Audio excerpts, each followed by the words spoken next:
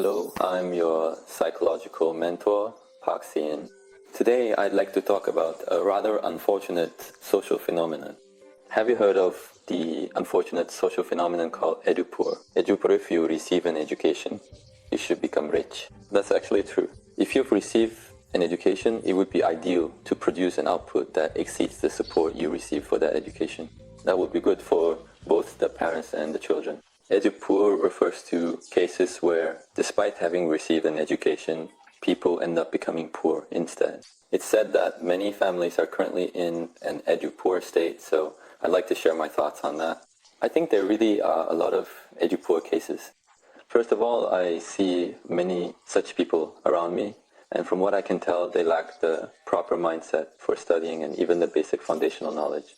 That's the case for most people. For example, they don't have solid, thorough knowledge about their own unconscious mind, nor do they understand how the mechanisms of the unconscious work or how to properly train themselves to control their own minds step by step. Instead, from a young age, especially these days, they get addicted to games or bad channels, even on YouTube, and end up just watching those things. These kids have no clear understanding of why they need to study or the fundamental reasons for living. Despite this, parents keep insisting that as long as you study, you'll do well, and that if you just get into a good place by studying, everything in life will work out. I thought there wouldn't be any families left still saying these kinds of pre-modern, outdated things, but in reality, there are actually a lot. I really felt this a lot at the boarding academy. When you tell kids who don't even have the right mindset for studying or any basic knowledge, kids who aren't motivated at all to just study blindly, of course they can't do it.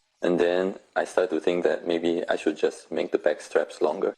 Whether it's a master's or a doctorate, if you just keep adding more academic credentials, won't things get better somehow? But in reality, that's not the case. If you lack fundamental knowledge about things like the unconscious, life, living, and humanity, the things I keep mentioning, then no matter how many PhDs you get, it's all just a waste of money. In fact, a few years ago, though, it feels like an old story now, since I hardly watch TV. There was someone with a doctorate who was working as a janitor. Maybe out of embarrassment, they asked for their face to be blurred and even had their voice altered when talking. But people like that will always say the same thing. They say it's something unavoidable. They claim that the structure of the world made it that way and that there's nothing they can do but never fall for that temptation. It's simply a lack of knowledge.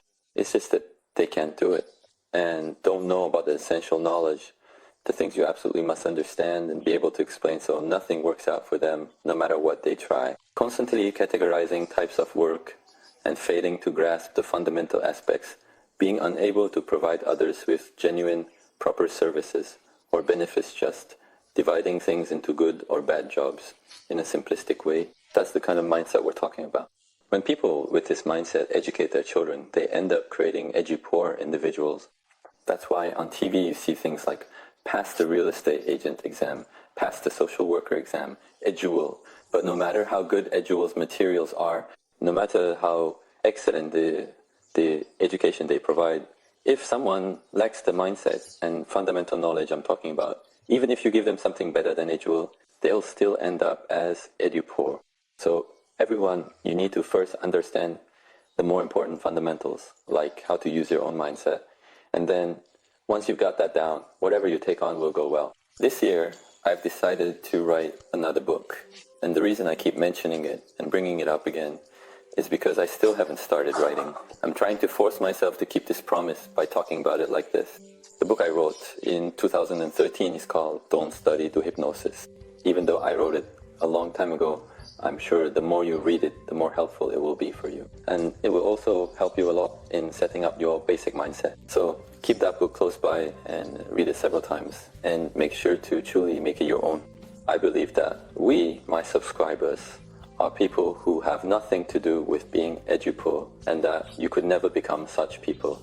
Alright then, always stay strong and I'll see you next time. Please subscribe, like and set the notification bell.